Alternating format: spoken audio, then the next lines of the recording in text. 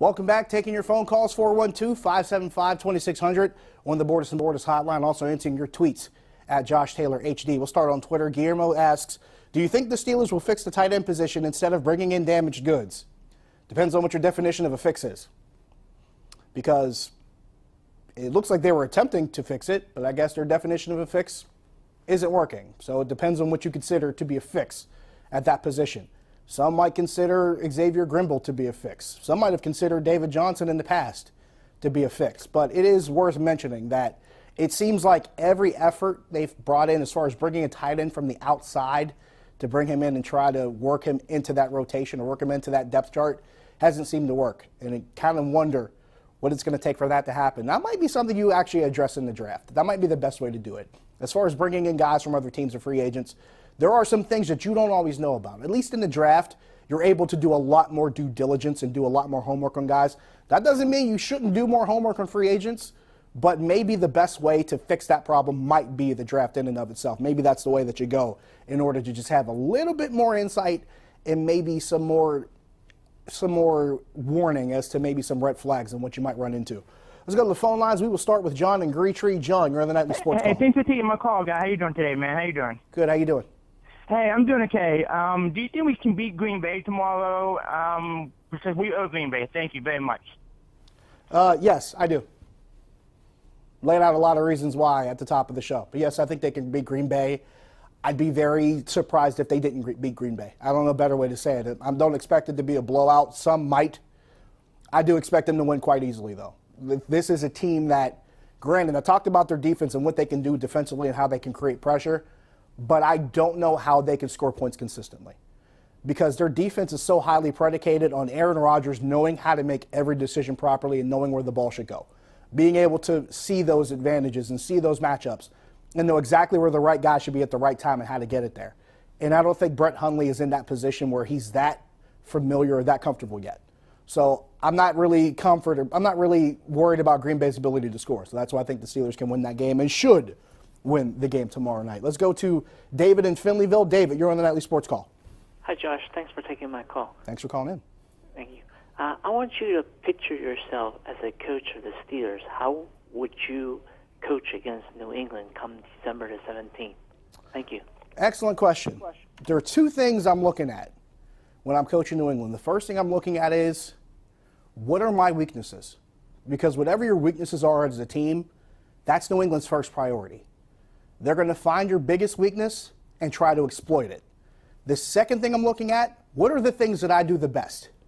Because that's the other thing that New England's going to look at. They're going to look at the thing you do the best and take it away, which means you need to have a plan for what you do best, and you need to be ready to adjust to say, you know what, they're going to try to take this away. I need to adjust to this, which ironically is the thing they do the most often. They have the ability to point out and mask their own deficiencies by saying, this is what we have, this is what they can't stop. We'll keep doing this until they figure it out. So if I'm looking at two things that I need to fix, if I'm coaching against New England, what I do badly so I can try to at least avoid it or mask it, and what I do well because I know they'll try to take that away first. I hope that explains anything because, I mean, as far as individual matchups, it depends on who you're facing. So I can't just say, well, I'm going to stop this guy because you may not have the guy to do it. But that's what I'm looking at more importantly. Let's go back to the phone lines. Let's go to JB in Squirrel Hill. JB, you're in the Nightly Sports Call. What's up, man? How you doing? How you doing? Good. I have a few things here. First of all, Pickett. I was so impressed. Me with too. The way he played with a chip on his shoulder that I haven't seen really in a long time in a Pitt quarterback. Confidence. Very confident for a true moxie, freshman. It's incredible. All of it. Okay, that's one thing. Now, the other thing is, bear with me here. All right. I want to talk about handicapping the NBA. Oh, boy. I'm the wrong guy to ask.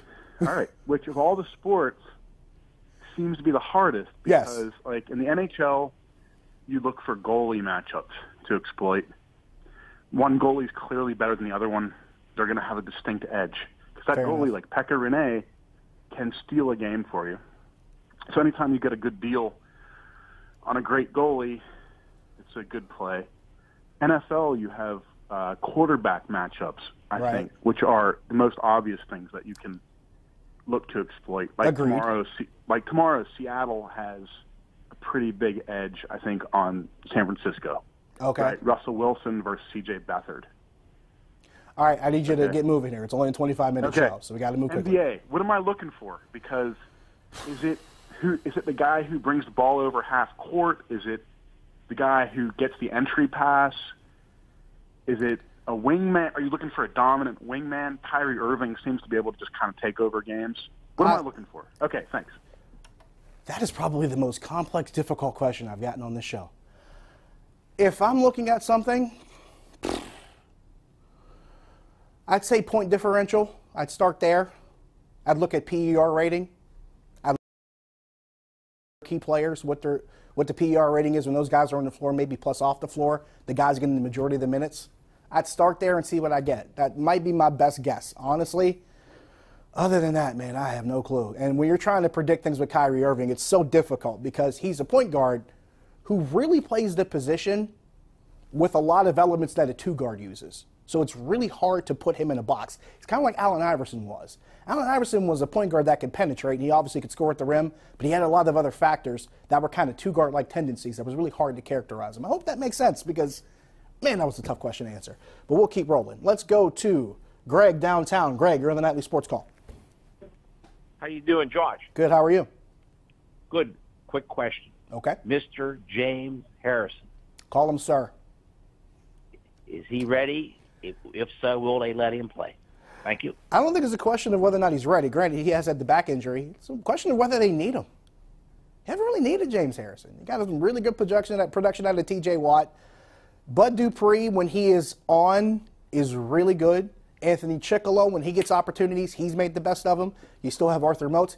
You got guys that are younger that can play a little bit more as far as time's concerned that aren't 38 years old. That's not a knock against James Harrison. They're not playing James Harrison because he's not good enough. They're playing James Harrison because they have a lot more guys they can move in there that can do the same things and even more than he can. Because they're relying on guys like Watt and Dupree and Chickolo to really do more in coverage. That's James Harrison's shortcoming. He's not as strong in coverage as he probably used to be when he was younger. Like when he made that interception in Super Bowl, it was the longest defensive play in Super Bowl history. He's not that guy anymore. He's a liability in coverage. If I'm putting James Harrison in the game, I'm saying, look, you got one job. See that guy with the ball? Go get him. Which is what they did against Kansas City. They brought him in and said, go whoop that dude on the other side and go get the ball. And that's pretty much what he did. If you're using him for specifically that job, then maybe you have a use for him. But what they're doing with their outside linebackers in coverage, especially in their base package, I think it's probably above James Harrison's head as far as what he's capable of doing at this advanced stage. Got to take a break. We come back. We'll hit some more questions. Stick around.